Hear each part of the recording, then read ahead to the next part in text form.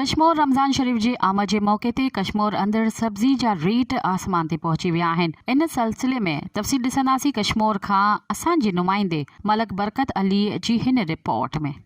जी बिल्कुल, in time मौजूद आहियूं कश्मीर शहर में। लारो में जो रमज़ान शरीफ़ अचण जो खाइण पीअण चीज़ उनमें वाद कई वियो। अचो था कश्मीर इलाइक़े वासी सां ॻाल्हि ॿोल कयूं। उन छा चवंदा? वॾी महिरबानी तव्हांजी भाउ। तव्हां ॾिसो था रमज़ान शरीफ़ जो पहिरों रोज़ो आहे। DC साहब या AC साहब खे हफ़्ते में जेको आहे हिकु चक्कर लॻभॻि जेको आहे रेट लिस्टूं हणणु खपनि ऐं जेको आहे रेट ते जेको आहे कंट्रोल करण जे लाइ विज़िट करणु घुरिजे। लेकिन ना ही सब्ज़ी मंडी जे अंदरि मंडियुनि जे अंदरि जेको आहे विज़िट कयो वियो न कुझु जेका मंडी वारा आहिनि जेका पंहिंजो हथरातू जेको रेट अड़नि था, जंहिंजी वजह को इहे जेका सब्ज़ी जे दुकान वारा आहिनि इहे बि रेट खे वधाइण ते मजबूर थी चुका आहिनि। जीअं तव्हां ॾिसो 30 रुपया किलो आलू या जेका 60 रुपए किलो थी चुका आहिनि। या तव्हां टमाटर ते चओ टमाटर जो रेट आसमान ते लॻी चुको आहे। इन हवाले सां इन सिलसिले में घी जा रेट ॾिसो, सब्ज़ी जा रेट ॾिसो, आसमान ते लॻी चुका आहिनि। हालांकि दुनिया जे अंदरि जे रमज़ान जी आमद हूंदी आहे त जेको बि आहे रद पचा जूं शयूं सब्ज़ी जे रेटनि ते कंट्रोल कयो वेंदो आहे। ख़ासि करे जेको ख़ैर मुस्लिम मुल्कनि जे अंदरि बि कंट्रोल कयो वेंदो आहे। अफ़सोस जी ॻाल्हि आहे सिंध जे अंदरि जेको आहे जेको ज़ुल्म आहे जबर आहे, ख़ासि करे जीअं भाङे वहिंवार AC आहे DC आहे त असां हिन ते वरी बि इन सिलसिले में असां गुज़ारिश कंदासीं, मुतालबो कंदासीं त ख़ुदा रा रद पचा जी शयुनि ते कंट्रोल कयो वञे। हिकु पासे महांगाई जी चकी में पीसियल आवाम, ॿिए तरफ़ जेको आहे हीअ जेको आहे असां सिर्फ़ु इफ़्तारी जेको सामान वठूं था 500 रुपए में असांखे सिर्फ़ु इफ़्तारी जो सामान मिले थो 500 रुपया।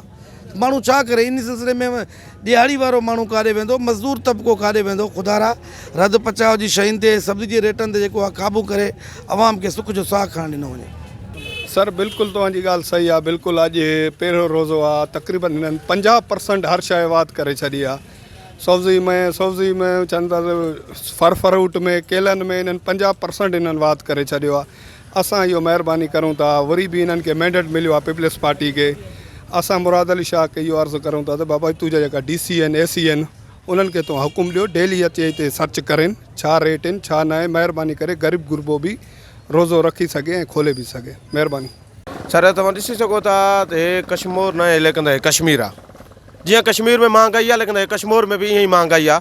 लेकिन रमज़ान खां पहिरियों बिल्कुलु सभु कुझु सस्तो हुयो, हाणे डबल खां ट्रिपल थी वियूं आहिनि। जिते पहिरियों 100 रुपए जो आलू मिलंदो हाणे 200 रुपए जो आलू हले थो। जिते 100 रुपए जो टमाटर हलंदो उते हाणे 190 रुपए जो टमाटर हले थो। हे इंसानियत न आहे लेकिन हे ज़ालिमत आहे।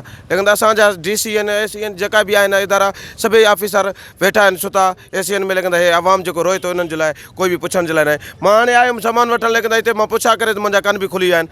जेको राति मां वठी आयो उन्हनि मां त डबल ई हिते सामान मिले थो, डबल भी पैसा वठनि था असां खां। अलाए छा ज़ुल्म आहे असां सां। मज़ीद ख़बरनि ऐं तफ़सीलात लाइ विज़िट कयो असांजी वेबसाइट www.awamiNewsHD.com ऐं ॾिसंदा रहो अवामी न्यूज़ HD।